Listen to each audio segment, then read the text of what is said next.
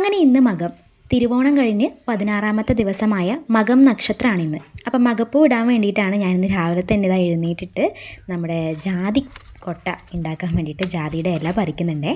അപ്പോൾ ഇതൊക്കെ പറിച്ച് നമുക്ക് നല്ല അടിപൊളി കൊട്ട അങ്ങോട്ട് ഉണ്ടാക്കാം കേട്ടോ. അപ്പോൾ ഈ കൊട്ടയിൽ നമുക്കിന്ന് പൂക്കൾ മൊത്തമായിട്ടിങ്ങനെ പറിച്ചെടുക്കണം. കാരണം ഇനി തിരുവോണം കഴിഞ്ഞ് നമുക്കിപ്പോൾ ഈ 16 ദിവസവും നമ്മൾ പൂക്കൾ ഇട്ടിട്ടുണ്ടായിരുന്നു. ഇന്ന് 16ാമത്തെ ദിവസമാണ്. അപ്പോൾ ഇന്നത്തോടു കൂടി നമ്മുടെ ഇക്കൊല്ലത്തെ ഓണം അങ്ങോട്ട് കഴിയുകയാണ്. അപ്പം പൂക്കളൊക്കെ ഇനി അല്ലേ അധികം ആവശ്യമില്ല നമുക്ക്. അത് കാണാൻ മാത്രമാണ് നമ്മൾ ഇത്രയും നാൾ യൂസ് ചെയ്തിട്ടുണ്ടായിരുന്നു. നമുക്ക് ദിവസവും രാവിലെ വേണമായിരുന്നു.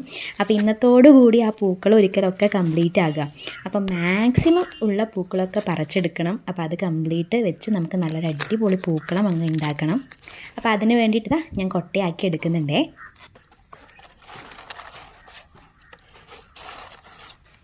കേരളത്തിൻ്റെ ദേശീയ ഉത്സവമായിട്ടുള്ള ഓണം അല്ലെങ്കിൽ നമ്മുടെ തിരുവോണ ദിവസം ഓരോ മലയാളിയും വളരെ വലിയ രീതിയിൽ ആഘോഷിക്കുന്ന ഒന്നാണല്ലേ. അപ്പോൾ ഓണത്തിന് നമുക്കറിയാം, നമ്മൾ പണ്ട് മുതലേ പഠിച്ചു വരുന്നൊരു കഥയാണ്. മാവേലി നമ്മളെ ജനങ്ങളെ കാണാൻ വേണ്ടി വരുന്നു, അവരുടെ സമാധാനവും സന്തോഷവും കാണുന്നു. ഓണത്തിൽ നമ്മൾ ഫാമിലി ആയിട്ട് എല്ലാവരും ഒത്തുകൂടി സന്തോഷിക്കുന്നത് കണ്ടിട്ട് സംതൃപ്തിയോടുകൂടി തിരിച്ച് പാതാളത്തിലേക്ക് പോകുന്നു എന്നാണ് നമ്മൾ പഠിച്ചു വന്നിട്ടുള്ള ഐതിഹ്യങ്ങൾ. അപ്പോൾ അതിൽ നിന്ന് പുറമേ ആയിട്ട് നമ്മുടെ മുത്തശ്ശിമാരൊക്കെ പണ്ട് മുതലേ പറഞ്ഞു വരുന്ന പല കഥകളും ഉണ്ട്. അപ്പോൾ അതിൽ നമ്മൾ ഈ ഒരു നാട്, അത് കണ്ണൂർ ഭാഗത്തേക്കൊക്കെ മെയിനായിട്ട് അതിൽ പറയപ്പെടുന്നൊരു കാര്യം എന്താ വെച്ചാൽ, ദേവിയുടെ പിറന്നാൾ ദിവസം കൂടി ആയിട്ടാണ് ഈ ഒരു മകം നക്ഷത്രം വരെ പറയപ്പെടുന്നത്. അപ്പോൾ ആ ഒരു ദിവസം വരെ നമ്മൾ മകപ്പൂ അല്ലെങ്കിൽ ചേതിപ്പൂ എന്നാണ് പറയുക കേട്ടോ. അപ്പോൾ ആ ഒരു ഇല, പച്ച ഇല വരുന്ന ആ ഒരു പൂ വെച്ചിട്ട് പൂക്കളം മുറ്റത്തൊരുക്കുന്നു. അപ്പോൾ അത് കഴിഞ്ഞ് മകം നക്ഷത്രത്തിൻ്റെ അന്നേ ദിവസവും വലിയ പൂക്കളം ഒരുക്കിയിട്ട് നമ്മൾ ദേവിയെ വീടിനകത്തേക്ക് കയറ്റുക ചെയ്യുന്നത്. അപ്പോൾ ആ കയറ്റാനുള്ളൊരു കൺസെപ്റ്റ് വെച്ചിട്ട് അരിമാവിലേക്ക് മഞ്ഞൾ ചേർത്തിട്ട് അത് വെച്ച് നമ്മൾ കാൽപാദങ്ങൾ ഉണ്ടാക്കും. അതായത് മുറ്റത്ത് പൂക്കളം ഒരുക്കിയത് മുതൽ നമ്മുടെ അകത്തുള്ള വിളക്ക് കത്തിച്ചിട്ടുള്ള അകം വരെ ആ ഒരു കാൽപാദങ്ങൾ കൊണ്ട് വരച്ചു വെക്കും. ഇപ്പോൾ കുഞ്ഞു മക്കൾ വീട്ടിലുണ്ടെങ്കിൽ, പ്രധാനപ്പെട്ടതായിട്ട് പെൺകുട്ടികളാണ് കേട്ടോ, പെൺകുഞ്ഞുങ്ങൾ വീട്ടിലുണ്ടെങ്കിൽ ആ കുഞ്ഞുങ്ങളുടെ കാലിൽ ആ ഒരു മാവ് വെച്ചിട്ട് കാൽപാദങ്ങൾ ഉണ്ടാക്കുകയാണ് ചെയ്യുക. അപ്പം അതിൻ്റെ ഐശ്വര്യം എന്ന് വെച്ചാൽ, അല്ലെങ്കിൽ അതിൽ വിശ്വാസം എന്താ വെച്ചാൽ, ദേവിയെ നമ്മൾ അകത്തേക്ക് കൊണ്ടുവരികയാണ്, നമ്മുടെ മഹാലക്ഷ്മിയെ വീട്ടിനകത്തേക്ക് കൊണ്ടുവരികയാണെന്നുള്ളതാണ് കൺസെപ്റ്റ്. അപ്പോൾ അത്തരത്തിൽ പറയപ്പെടുന്ന വിശ്വാസങ്ങളുണ്ട്. പ്രധാനമായിട്ട് നമ്മുടെ ഭാഗത്തൊക്കെ അതാണ് വിശ്വാസം എന്ന രീതിയിലാണ് പറയുന്നത് കേട്ടോ. പിന്നെ കേട്ടൊരു കാര്യം എന്താ വെച്ചാൽ, മഹാബലിയുടെ കൺസെപ്റ്റ്. അതായത് തിരുവോണം കഴിഞ്ഞിട്ട് മഹാബലി തിരിച്ച് പാതാളത്തേക്ക് പോകുന്നില്ല. അതായത് മകം നക്ഷത്രം വരെയും നമ്മുടെ നാട്ടിൽ തന്നെ മഹാബലി ഉണ്ട്. നമ്മുടെ പ്രദേശങ്ങളിൽ നമ്മുടെ ജനങ്ങളോടൊപ്പം തന്നെ മഹാബലി ഉണ്ട്. നമ്മൾ സന്തോഷത്തിൽ തന്നെയാണോ, സമൃദ്ധിയിൽ തന്നെയാണോ, സമാധാനത്തിലാണോ എന്ന കാര്യം ഉറപ്പിച്ചിട്ട് മാത്രമാണ് മകം നക്ഷത്രത്തിൻ്റെ അന്നേ ദിവസമാണ് തിരിച്ച് പാതാളത്തിലേക്ക് പോകുന്നു എന്ന ഒരു കഥ അല്ലെങ്കിൽ ഒരു വിശ്വാസം കൂടെ പറയപ്പെടുന്നുണ്ട് കേട്ടോ. കാലം മാറുമ്പം പലതും മാറുമല്ലേ. ആചാരങ്ങളായാലും വിശ്വാസങ്ങളായാലും ഒക്കെ മാറിക്കൊണ്ടിരിക്കുകയാണ്. അപ്പോൾ അതിൽ നമ്മുടെ ഇന്നേ ദിവസമായിട്ടുള്ള, അതായത് മകം നക്ഷത്രം വരെയുള്ള ഈ ഒരു പൂക്കളം ഒരുക്കുക, മകപ്പൂ ഒരുക്കുക, അതുപോലെ മകത്തിൻ്റെ ആഘോഷങ്ങൾ നടത്തുക, കുട്ടി ആഘോഷങ്ങൾ നടത്തുക, അതൊന്നും നമ്മൾ ഇതുവരെ മാറ്റിയിട്ടില്ല. അപ്പോൾ ഇന്നേ ദിവസം നമ്മൾ ചെയ്യുന്ന നമ്മളെ വീട്ടിലുള്ള കുഞ്ഞൊരാഘോഷം കാണാം കേട്ടോ. അപ്പോൾ ആദ്യം തന്നെ രാവിലെ എഴുന്നേറ്റ് വിളക്കൊക്കെ വെച്ചിട്ടുണ്ട്. ഇനി ഒരു വിളക്ക് വെച്ചതിൻ്റെ അടുത്തായിട്ട് നമുക്കൊരു കുഞ്ഞു പൂക്കൾ ആദ്യം ഒരുക്കണം കേട്ടോ. അപ്പോൾ പൂക്കളമൊക്കെ ഞാൻ ഓൾറെഡി നേരത്തെ പറിച്ചു കൊണ്ടുവന്നു, ജാതിക്കൊട്ടയിൽ പറിച്ചെടുത്തിട്ടുണ്ട്. അപ്പോൾ അത് വെച്ചിട്ട് ആദ്യം വിളക്ക് വെച്ചിട്ടുള്ള അകം, അല്ലെങ്കിൽ വിളക്ക് നമ്മൾ എവിടെയാണോ കൊളുത്തി വെക്കുന്നത്, അപ്പോൾ അതിൻ്റെ അടുത്തായിട്ടൊരു പൂക്കളം നമ്മൾ ആദ്യം ഒരുക്കണം. കുഞ്ഞു പൂക്കളം മതി. അപ്പം വീട്ടിൽ നിന്ന് പറിച്ചെടുത്തിട്ടുള്ള നാടൻ പൂക്കൾ വെച്ചിട്ടുള്ള കുഞ്ഞു പൂക്കളം ഞാനിവിടെ ആദ്യം ഒരുക്കുന്നുണ്ടേ. അത് കഴിഞ്ഞ് ഇനി ബാക്കിയുള്ള എല്ലാ പൂക്കളും കൂടി ഉപയോഗിച്ചിട്ട് മുറ്റത്താണ് അടുത്ത പൂക്കളം ഒരുക്കുന്നത് കേട്ടോ. തിരുവോണം കഴിഞ്ഞിട്ട് ഈ കഴിഞ്ഞ ദിവസങ്ങളിൽ വരെ ഒരുപാട് പൂക്കൾ മുറ്റത്തുണ്ടായിരുന്നേ. അപ്പോൾ ഇന്ന് ഈ ഒരു ദിവസമൊക്കെ ആകുമ്പോഴേക്കും ഇപ്പോൾ ഒരുപാട് കുറഞ്ഞു. ശരിക്കും ആ പൂക്കൾ കാണുമ്പം, ചെടികളൊക്കെ ഇങ്ങനെ ഉണങ്ങി വരുന്നത് കാണുമ്പോൾ മനസ്സിലാക്കാൻ പറ്റുന്നുണ്ട് ഈ കൊല്ലത്തെ ഓണം കഴിയാറായി എന്നുള്ളൊരു ഫീല് നമുക്കിങ്ങനെ തോന്നുക. അപ്പോൾ ഇന്ന് കഴിഞ്ഞു, ഇന്നത്തോടു കൂടി കംപ്ലീറ്റ് ആകുകയാണ്, ഇന്ന് വലിയൊരു പൂക്കൾ ഒരുക്കണം എന്നുള്ളൊരു ഫീല് നമുക്കുള്ളിൽ തോന്നും. ഈ ഒരു ഇലയാണ് കേട്ടോ പ്രധാനമായിട്ട് നമ്മുടെ മകപ്പൂവായിട്ട് പറയുന്നത്. മകപ്പൂ, ചിയോതിപ്പൂ എന്നൊക്കെ പല സ്ഥലത്തും പല പേരുകളായിരിക്കും.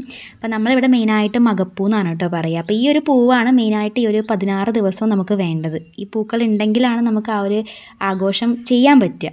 അപ്പോൾ ഇവിടെയൊക്കെ ഒരുപാട് ഓണ ദിവസം ഓണത്തിൻ്റെ പൂക്കൾ വിരിയുന്ന അതേ ടൈം തന്നെ ശരിക്കും ഈ ഒരു പൂവും മതിലിൻ്റെ സൈഡിലായിട്ട്, ഗടങ്ങിൻ്റെ സൈഡിലായിട്ടൊക്കെ ആയിട്ട് ഒരുപാട് വിരിഞ്ഞ് നിൽക്കും കേട്ടോ.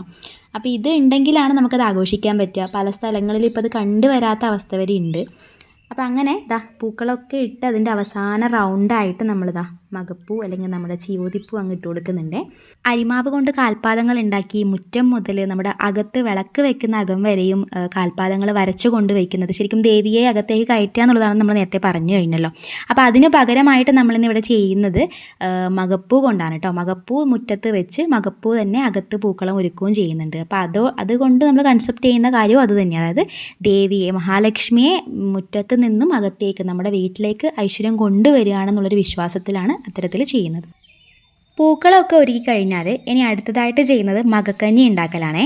സാധാരണയായിട്ട് ഇപ്പോൾ നമ്മൾ ചോറ് വെക്കാനൊക്കെ ആണെങ്കിൽ നെല്ല് പുഴുങ്ങിയിട്ട് ഉണക്കി അത് പൊടിച്ച് കൊണ്ടുവരിക ചെയ്യുക. അപ്പോൾ ഇവിടെ നമുക്ക് കഞ്ഞിയാണ് വെക്കേണ്ടത്. മകക്കഞ്ഞി ഉണ്ടാക്കാൻ വേണ്ടിയിട്ട് തരക്കരരിയാണ് വേണ്ടത്. അതായത് നമ്മൾ ഈ പുഴുങ്ങാതെ ഡയറക്റ്റ് നെല്ല് കൊണ്ടുപോയിട്ട് പൊടിച്ച് കൊണ്ടുവരിക ചെയ്യുക. അപ്പം നേരിയ രീതിയിൽ പൊടിഞ്ഞിട്ടാണ് കിട്ടുക അരി. അപ്പോൾ ആ ഒരു അരി വെച്ചിട്ടാണ് നമ്മളിന്ന് മകക്കഞ്ഞി ഉണ്ടാക്കാൻ പോകുന്നത്. തരക്കലരി എന്നാട്ടോ പറയുക. അപ്പോൾ ആ ഒരു അരി ആദ്യം അമ്മ ഏകദേശം ഒരു അരസേറോളം എടുത്തിട്ടുണ്ട്. അപ്പോൾ ആ അരസേറോളം അരി നമ്മളിതാ കഴുകി വൃത്തിയാക്കി എടുക്കുന്നുണ്ട്. അമ്മ ഓൾറെഡി അടുപ്പൊക്കെ കത്തിച്ചിട്ടതാ വെള്ളം വെച്ചിട്ടുണ്ടായിരുന്നു. അപ്പോൾ വെള്ളം നന്നായിട്ട് തിളച്ച് വന്നിട്ടുണ്ട്. അപ്പോൾ നമ്മൾ കഴുകി വൃത്തിയാക്കിയ അരി ഇനി ഈ ഒരു വെള്ളത്തിലേക്ക് അങ്ങ് ആഡ് ചെയ്ത് കൊടുക്കുക. ഇനി ഒന്ന് നന്നായിട്ട് യോജിപ്പിച്ച് കൊടുത്തതിന് ശേഷം അടച്ച് വെച്ച് വേവിക്കാൻ കേട്ടോ. സാധാരണ അരി പോലെ തന്നെ വേവിച്ചെടുക്കണം. പക്ഷേ ഇതിന് കുറച്ചധികം വേവ് കൂടുതലാണ്. കുറച്ച് മുന്നേ ഉള്ള അരി ആയതുകൊണ്ട് കുറച്ചധികം തന്നെ വേവ് ഉണ്ടായിരുന്നു. അപ്പോൾ നമ്മൾ അടച്ച് വെച്ചിട്ട് ശ്രദ്ധിക്കേണ്ട ഒരു കാര്യം എന്താ വെച്ചാൽ ഇവിടെ നമുക്ക് ഇടയ്ക്കിടയ്ക്ക് ഇളക്കി കൊടുക്കണം കേട്ടോ. സാധാരണ അരി പോലെയല്ല, ഇത് പെട്ടെന്ന് അടിക്ക് പിടിക്കാൻ ചാൻസ് ഉണ്ട്. നല്ല നുറുക്കരി ആയതുകൊണ്ട് പെട്ടെന്ന് അടിക്ക് പിടിക്കും, കുറുകി വരും. അപ്പോൾ അതുകൊണ്ട് അത് ഇടയ്ക്കിടയ്ക്ക് ഇളക്കിയിട്ടൊന്ന് യോജിപ്പിച്ച് കൊടുത്തുകൊണ്ടേ ഇരിക്കണം. ഏകദേശം വേവൊക്കെ പാകമായി കഴിഞ്ഞാൽ ഇനി ഇതിലേക്ക് പാകത്തിന് ഉപ്പും അതുപോലെ ആവശ്യത്തിന് എത്രയാച്ചാൽ കുറച്ചധികം തന്നെ തേങ്ങ ചിരകിയത് ചേർക്കാം കേട്ടോ. അതാണ് ടേസ്റ്റ് കൂടുതൽ. അപ്പോൾ കൂടുതൽ തേങ്ങയും കൂടി ചിരകിയിട്ട് ചേർത്ത് കൊടുത്ത് ഒന്ന് നന്നായിട്ട് യോജിപ്പിക്കുക. ആ തേങ്ങയും ഒന്ന് വെന്ത് കഴിഞ്ഞാൽ നമുക്ക് കഞ്ഞി അടുപ്പിൽ നിന്ന് വാങ്ങി വെക്കാം കേട്ടോ.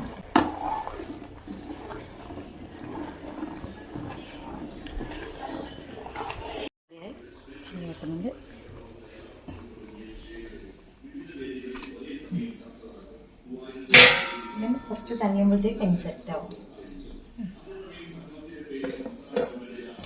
ഇനി അടുത്തതായിട്ട് ചെറുപയർ പുഴുക്കാണ് ഉണ്ടാക്കേണ്ടത്. അപ്പോൾ ആവശ്യത്തിന് ചെറുപയർ അമ്മയുടെ കഴുകി വൃത്തിയാക്കി എടുക്കുന്നുണ്ട്. ഇവിടെ വ്യത്യാസം എന്താ വെച്ചാൽ നമ്മൾ ചെറുപയർ തലേന്ന് രാത്രിയോ അല്ലെങ്കിൽ തലേന്നായിട്ടൊന്നും പൊതിർത്ത് വെക്കുന്നൊന്നുമില്ല. ഡയറക്റ്റ് വേണ്ട ചെറുപയർ എടുത്തിട്ട് അങ്ങ് കഴുകി കുക്കറിലേക്ക് ഇടുകയാണേ. പിന്നെ ഏകദേശം ഒരു വലിയ പച്ചക്കായ ചേർത്ത് കൊടുത്തിട്ടുണ്ട്. അതുപോലെ എരിവിന് പാകത്തിന് ഏകദേശം ഒരു 4-5ഓളം പച്ചമുളക് ചേർത്തിട്ടുണ്ട്. അതുപോലെ ഒരു കുഞ്ഞുള്ളി, പിന്നെ ആവശ്യത്തിന് ഉപ്പ് ചേർക്കുക, കുറച്ച് മഞ്ഞൾപ്പൊടിയും ചേർക്കണം. ഇനി ഏകദേശം പച്ചക്കറിക്കൊക്കെ കണക്കായിട്ട് വെള്ളം ഒഴിച്ചിട്ട് ഒരു 6 വിസിൽ വേവിച്ചെടുക്കുന്നുണ്ട്. ഇനി എരിവ് കുറച്ചുകൂടി വേണമെന്നാണെങ്കിൽ മുളക് പൊടി കൂടി ചേർത്ത് കൊടുക്കാം.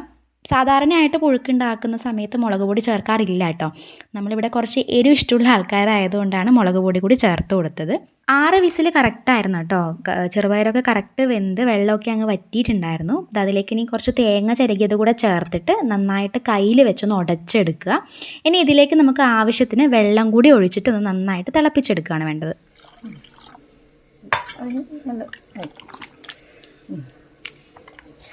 നന്നായി ഒന്ന് തിളച്ച് വരുമ്പോൾ നമുക്ക് ആവശ്യത്തിന് കറിവേപ്പില കൂടി ആഡ് ചെയ്യാം കേട്ടോ. ഇനി വെളിച്ചെണ്ണ ഒഴിച്ച് കടുക് പൊട്ടിച്ച് നമ്മുടെ കറിവേപ്പിലയും വറ്റൽമുളകും ഒക്കെ ഒന്ന് ജസ്റ്റ് വറുത്തിട്ട് ഈ ചെറുപയറിലേക്ക് ഒന്ന് ചേർത്ത് കൊടുക്കുക. അപ്പോൾ അതുകൂടിയേ ഉള്ളൂ നമ്മുടെ പുഴുക്ക് ഇവിടെ തയ്യാറായിട്ടുണ്ടേ.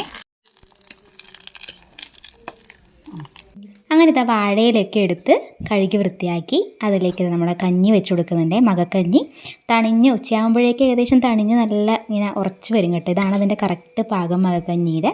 പിന്നെ അതിൻ്റെ കൂടെ നമ്മളിതാ ചെറുപയർ പുഴുക്കും കൂടെ എടുക്കുന്നുണ്ട് കേട്ടോ.